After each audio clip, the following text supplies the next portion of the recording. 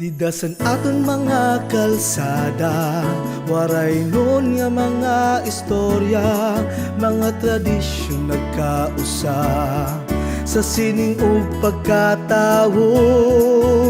Ayaw hingalinti ang mga tuig nga nag-agi, ladawan san aton kasaysayan, mga tiunay san aton pagkawaray. Di mo gud ikakalikay, kultura waray nun aton nidayo sa tanan nga lugar, sa kanasuran, sa kalibutan aton iparayaw. Kaanya kahiaraan, ipapadasig titindugan, bahan bisan waray nun, magpapabilin magpapadayon.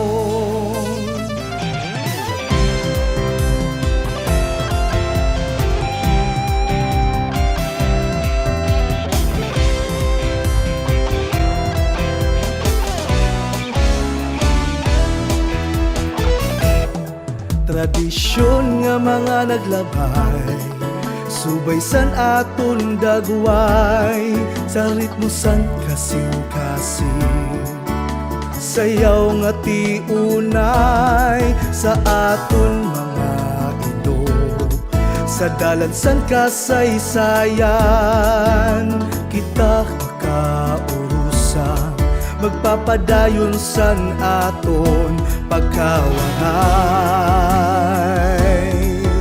Makarit nga mga waray, kultura waray nun aton idayaw sa tanan nga lugar, sa kanasuran, sa kalibutan aton iparayaw. Kaanya kahiaraan, ipapadasig titindugan, kultura san waray nun, magpapabilin magpapadayon.